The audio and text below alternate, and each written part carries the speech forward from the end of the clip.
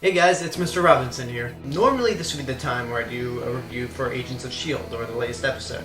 But the show is on a week-long break, so I have no episode to review, but Halloween is tomorrow, and I haven't made a Halloween-related video yet, so why not do this? I present to you my top 10 favorite movies or specials to watch during Halloween.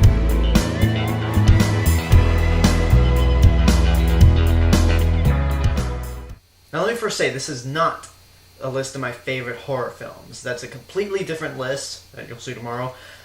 And to save everyone disappointment right now, no, The Nightmare Before Christmas is not on this list. I watched it for the first time on Halloween, like many years ago. It never puts me in the Halloween mood every time I think about it. It always puts me in a more Christmassy mood because I think it's more magical than it is scary. Maybe it's because I'm getting older. I don't know, but The Nightmare Before Christmas does not seem like a Halloween movie to me, so it's not going to be on this list. But what's on the list? Well, let's get started and find out. Coming at number 10 is one of my favorite horror movies ever made. Really a movie that stands the test of time. Alien, directed by Ridley Scott. When I watch this movie, it's very slow, haunting, it's very claustrophobic. The characters are in an environment where no one can really help them. Like the tagline, "In space, no one can hear you scream," says. And overall, it's just a really good movie. It gave us the iconic xenomorph alien. It has really great characters. The chestburster scene is a haunting idea. Still scary, the fact that something alive bursts out of your chest and kills you. And yeah, it's pretty much a damn good movie, regardless of whether it's Halloween or not. Number 9 is a series of movies that I'm going to cheat a little bit, but I feel that if I bundle them up, they would be fine. The Universal horror monsters. Back during the golden age of Hollywood, each studio had their own specialty. Universal's specialty was horror, and they created some of the most iconic movie monsters. Dracula, Frankenstein, The Mummy, Wolfman, Creature from the Black Lagoon. These movies are very atmospheric, good. They might not be scary by today's standards, in my personal opinion, but they give off a really good atmosphere that you could just watch on a cloudy night or foggy night like Santa Cruz has had for the past few days, and it's satisfying enough to fill those needs. They're really good. If I had to pick my favorite, it might have to be Dracula. Bela Lugosi's performance as Dracula is stellar, and it's not at all ruined by those shitty Twilight vampires. Thank God. But yeah, the Universal monsters.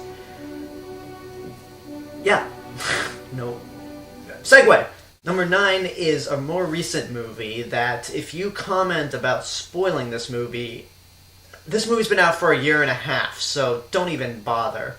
Cabin in the Woods. Now, the reason I say don't bother commenting on spoilers is because when I reviewed Cabin in the Woods on my old channel last year, somebody commented saying spoilers, like, look, this movie's already out. And now the movie's a year and a half old, so don't you dare comment saying you spoiled it. If you don't want to be spoiled, wait till the number 7 movie.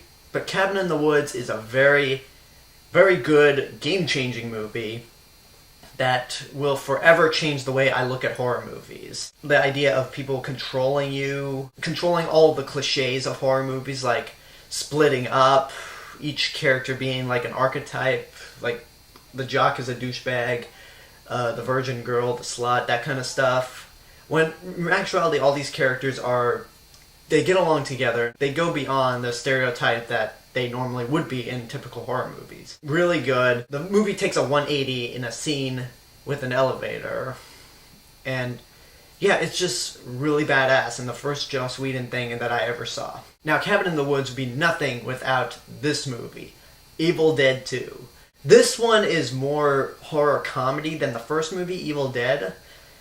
But I put this at number 7 because it really puts me more in a good mood during the Halloween season than the first Evil Dead does. I love the first Evil Dead, but Evil Dead 2 is the better movie. It's funny, it can be a bit scary at points, but not like to where it'll give you nightmares. The best way you could sum up this movie is groovy. And yeah, Evil Dead 2. Now, number 6 is a movie that I saw over the summer and will make you go, what the fuck am I watching? Over and over again. And that is the Japanese film House from 1977. I reviewed this movie on my channel already, but yeah, it's a weird movie. A weird psychedelic kind of movie. It's a haunted house movie. It can be very peaceful at times, but I hate to repeat myself, but this thing is fucking weird. It's really kind of a hard movie to describe, but it's the perfect kind of movie to put on during a Halloween party, and especially since there's going to be a lot of drinking and smoking at the party. That would be the perfect time to watch this weird movie. Not much to really say. You could check out my review for House, so I can go into more depth about it, but yeah, House is at number 6. Number 5 is the movie that tells everyone, if there's something weird in your neighborhood, who are you gonna call? That's right, Ghostbusters. Not really a horror movie at all. I mean, it has a few scary moments, but it's really funny. It's got ghosts, it's got Marshmallow Man, it's got great comedy legends like Bill Murray, Dan Aykroyd. It's just a really awesome movie. Everyone's great. The ghosts are awesome. It's fucking hilarious. It's just Ghostbusters. Really funny, really well written. Just one of the best comedies ever made, and really a good movie to watch during Halloween. Now, number 4 is not a movie, and like number 9, I meshed all of these together because it's kind of hard to pick one. The Simpsons Treehouse of Horror specials. Every season in The Simpsons, they'll do one Halloween special which acts as an anthology series where you're guaranteed characters are gonna die.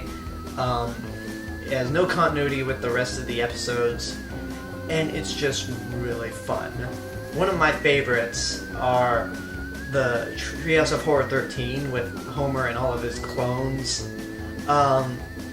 The Treehouse of Horror where they're having a party and they tell different stories, like Grandpa tells the story of King Kong.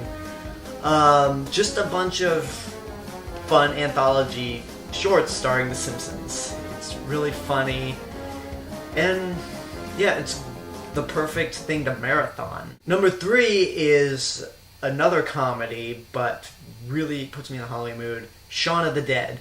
I reviewed The World's End this year and loved it, but Shaun of the Dead is the superior movie. It was the first one I saw. It was the first time I got exposed to Simon Pegg, Nick Frost, and Edgar Wright, and saying, wow, these guys are geniuses. And it forever changed the way I look at zombies. I can never take zombies seriously after Shaun of the Dead. That's why I didn't get into The Walking Dead all that much. But I have hope that George Romero's Night of the Living Dead and Dawn of the Dead will still be effective.